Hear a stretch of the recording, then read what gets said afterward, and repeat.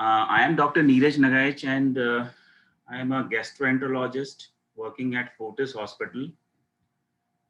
And I have been practicing medicine for almost 21 to 22 years. And currently, I am basically mainly 7 to 8 years seeing gastro and liver patients, but do see other patients and almost in touch with the physicians over the what is going on the COVID times. So now it is the second year which we are seeing in COVID. First year experience, we had the earlier year, we have a lot of assumptions, we have a lot of assumptions, lot of guidelines, re-revised guidelines, and a lot of things happening.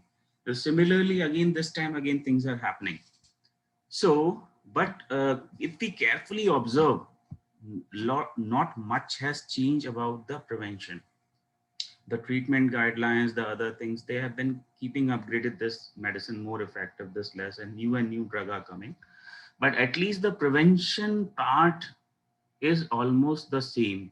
And still that mandates that how much important it is.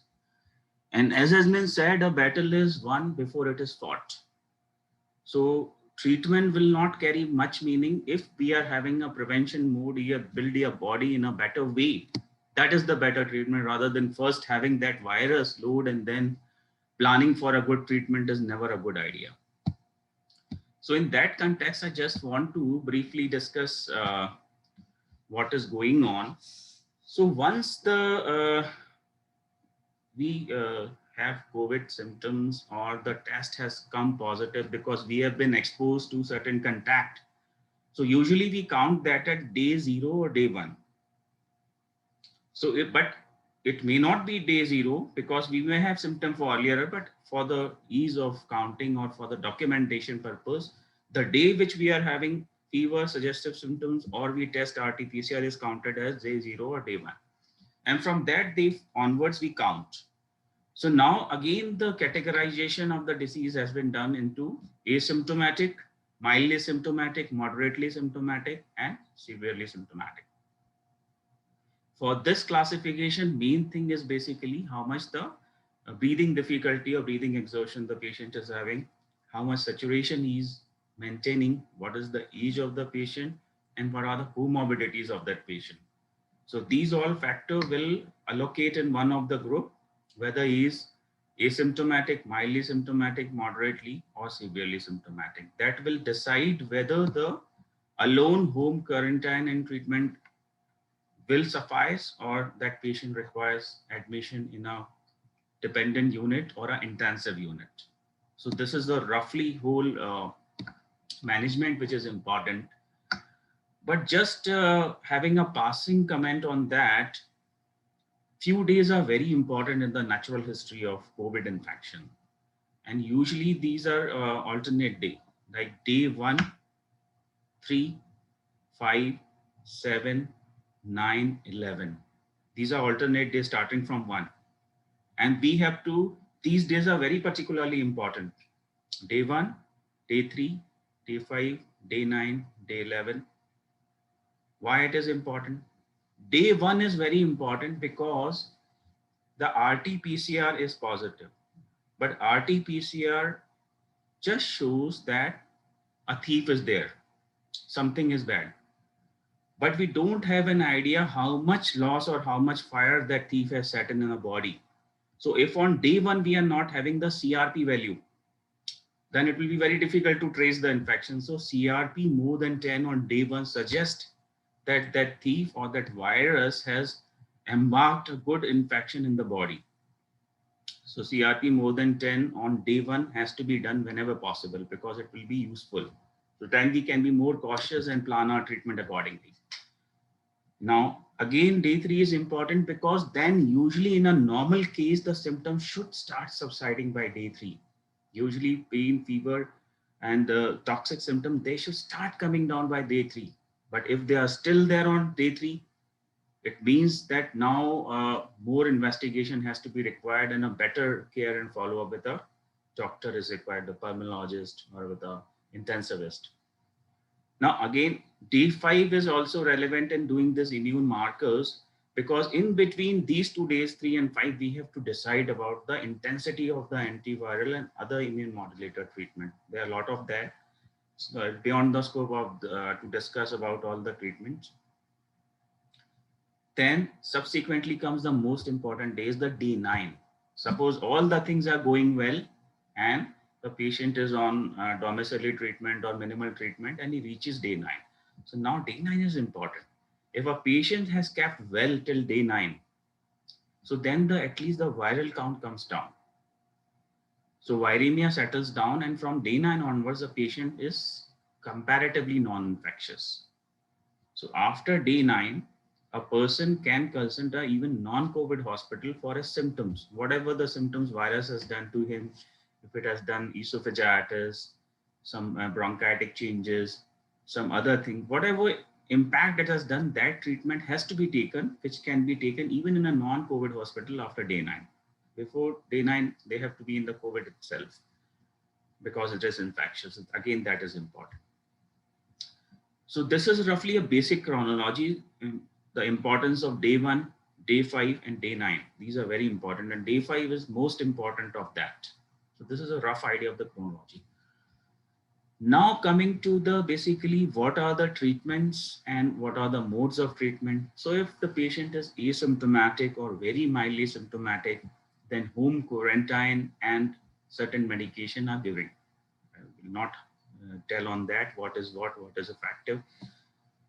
But if it during the course of that treatment, anytime the saturation of the patient is falling below 94 or say below 90, then it is very important for him to reconsult his doctor, particularly on day 3, because now the decision has to be taken for intensifying the treatment. So observation can be hardly for 1 or 2 days. And simultaneously, if the patient is developing 3 symptoms like falling oxygen saturation, breathlessness, or cough. And do remember, breathlessness comes very late. So we don't have to wait for breathlessness. It is a late sign. It is too late till the breathlessness develops. So you have to focus more on the oxygen saturation, cough, and the fever extending beyond 3 days. These are the 3 more alarming signs. And particularly just in the oxygen meter, there's the pulse rate also. If the pulse rate is continuously more than 110, 120, that is also a caution that some toxemia, viremia is on. So we have to consult with the physicians, pulmonologists on a priority basis. So now once the treatment is decided, how much respiratory support the patient is needed, whether it is the only nasal oxygen is sufficient, whether he requires a BiPAP or he requires ventilatory support. So that will be as per the patient. Now, as Dr. Praveen said earlier, that how much reserve, pulmonary reserve you have, how much the normal physiology you have, that will decide your fate. And battles are not won overnight. So even if we have lost much time in not maintaining our health, this is the high time we maintain a pulmonary vitality and a good hormone flow in our body by doing regular meditation.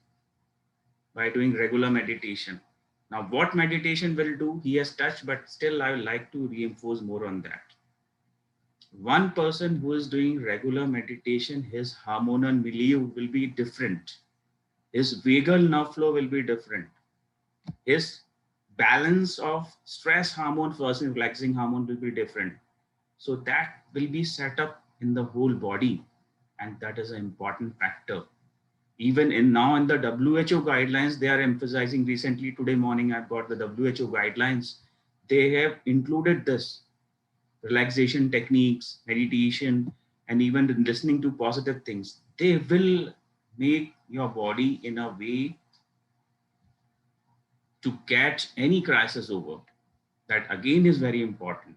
So doing regular meditation, pranayam, regular walk, regular exercise, a healthy diet, even before and even during the phase of treatment is very important. Having high protein, vegetable proteins, less amount of carbohydrates, fats, and as much as possible fruits and vegetables.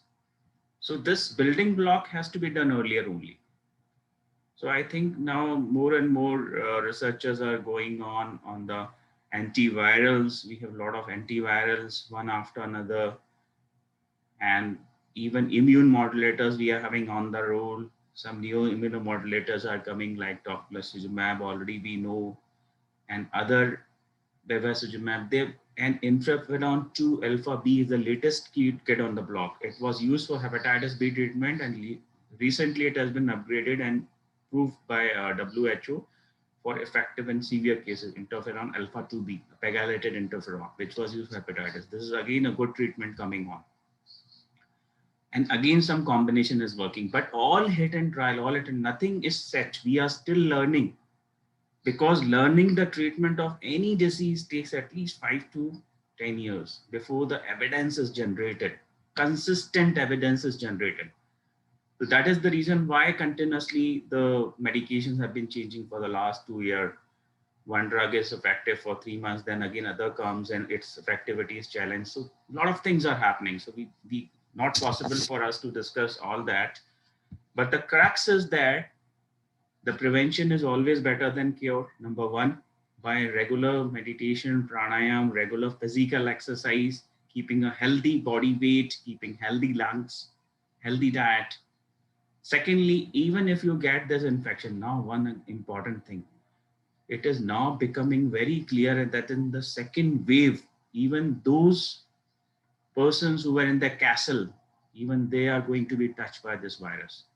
So don't panic if you come positive. There are very high, I'm not scaring you. There are pretty high chances that you will get touched by this virus. Pretty high. Not everyone, but pretty high chances that you will somewhere touch this virus this time.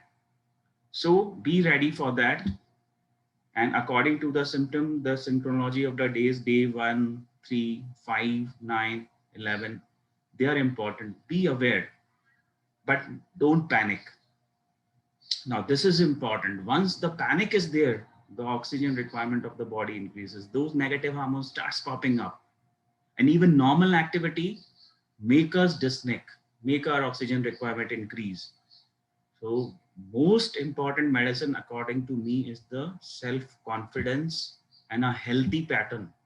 That is the most important medicine which is going to help you in this treatment of COVID. The medicines are the second part, but this is your main defense. So that you should not compromise. Those who are substance users, those who are smokers, alcohol, they should, it's high time they leave all that and come in a very healthy mode now, because this virus is much, much, much, much more intelligent, more evasive. We have been thinking about it. And it's difficult that it will spare anyone how hard we tie up the prevention. We have to try. We can't be careless that now it's going, now I will be careless. We have to try our level best, not 100%, 110%. But still there are pretty high chances that this virus will touch us somewhere. So we have to be ready by a healthy body, by a healthy planning and a positive mindset. I think that is my take on this COVID treatment. Yes, Vijay sir. Yeah, thank you so much, Dr. Praveen and Dr. Neeraj. And my behalf, both of So you. can I ask? So Yeah, right now this is you are an important question, and as per the guidelines by the ICMR, if after the first dose one person is struck by the virus, then at least 2 to 3 weeks gap should be done post recovery before getting the second vaccination, second dose. 2 to 3 after recovery from that impact, 2 to 3 weeks later, then you should go for the second dose, not too early. So what Covishield?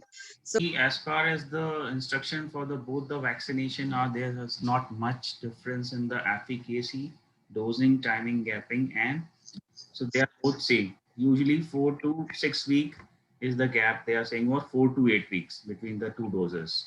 And concerning whether post vaccination there is going to be certain immunosuppression, it's nothing more than a myth. Your immunity remains at par, you are good, but don't that is all WhatsApp follow the jargon. normal precautions, but there is no any impact on your immunity. Your immunity is as good. Only your body is generating immunity for that particular vaccine, that virus during this phase. So you are as good as a healthy. There may be some myalgia, there may be some slight fever, but nothing compromised. But then again, you have to be very cautious for other things, right? When post vaccination, you may have the so you can't afford to be very casual. But no immunosuppression on other diseases as such. Is it? Uh, Doctor, sir, just Very uh, nicely said, Dr. Praveen. It is very important that yeah, not too much of anything is going to help. Maximum 2 or 3, this is okay steaming, but continuously taking too many, we have seen many patients landing with gastritis, esophagitis, and many other problems with the so use of hot liquids and all. Once or twice is okay in a day. You have not to take cold, but even too much of that can be harmful to you on your GIT as well as much of the steam on your respiratory system. So that is important. Not excess, just only moderacy is the best policy. doctor, Alone steam is sufficient because the concept is basically opening up the lower down alveoli. Any form can be taken, but anything much of irritant nature, like even that what you're saying, I'm not much aware about that, or Carval or other type of vaporizers, they will have a slightly more irritating impact on your respiratory tree. So that irritation usually we want to avoid, and the concept of taking steam is just in a way opening the lower down the secondary and the tertiary alveoli. We have primary, secondary, and tertiary alveoli at the level of lung. So in a way, when we take steam, they are usually in a collapsed state. When you take that steam, so they open up.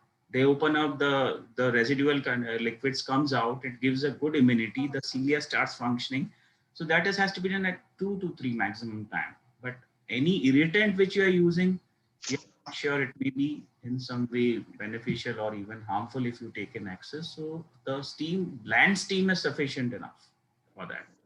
There are I'm many. telling you that 100% protective is the pranayam. So even if you have not learned anything, doctors, me and Dr. Praveen, but we both are belong to Art of Living. I'm an Art of Living teacher, and Dr. Praveen is a volunteer, very serious teacher. So being practicing allopathic medicine for 20 to 22 years, still I always believe in evidence-based medicine. And that is the reason why I'm a strong proponent of particularly Sudarshan Kriya Pranayam, which Art of Living offers. And it can really boost your immune system, your respiratory function in the easiest minimum available time. I think Vijay Kumar sir also has experience of this, and he'll be also supporting. Yes, yes. I've been a practitioner. Yeah. So I would like and biggest protective measure after vaccine. Yes. So if you took vaccine also, you are doing Sudarshan Kriya regularly. Also. So only one single exercise is making your lung healthy, making your hormonal flow normal, making your vagal tone normal, making your endorphins. Lot of things is 20-30 minutes exercise And in a your mind healthy. and mind healthy, a positive mindset, and that remains with you for 12 hours at least, 12 to 1 day, 12 hours to 1 day. And that no other thing can offer. And it's a gain situation, nothing to lose. All things to gain. Neeraj sir, I have one Kriya question is here. Again, as I told that Yes. fever or toxemia extending beyond 3 days is a sign that some respiratory compromise has happened and some is developing. So serial HRCT should be done to check that how much is that. And subsequently, fatigue is common. Fatigue is okay. It will take some time to recover. But fever extending much beyond 3 to 4 days, particularly day 10 and day 11, we have to be very cautious, get the inflammatory markers, get the HRCT. Sometimes they may require longer term antivirals or other supportive treatments to take recover. So that fever and respiratory exertion, respiratory difficulty has to be taken very cautiously. Fatigue is okay, fatigue will recover, but that that person needs proper investment. to add here, which we were working for last 1 year on the concept of online, not only health consultation, but consultation in mental health as well. And we were not aware that this situation, again, the next year, this will become so panicky.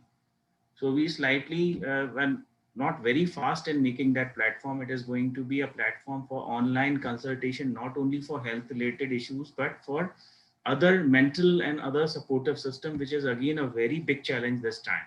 Person are losing their job. They are almost ready to lose life. They are having that suicidal tendencies in their mind. They are shattered. So all those support not only on the medical health ground, but for other all this issue also, to help them how in a way we can do online platform, that is the AAC platform.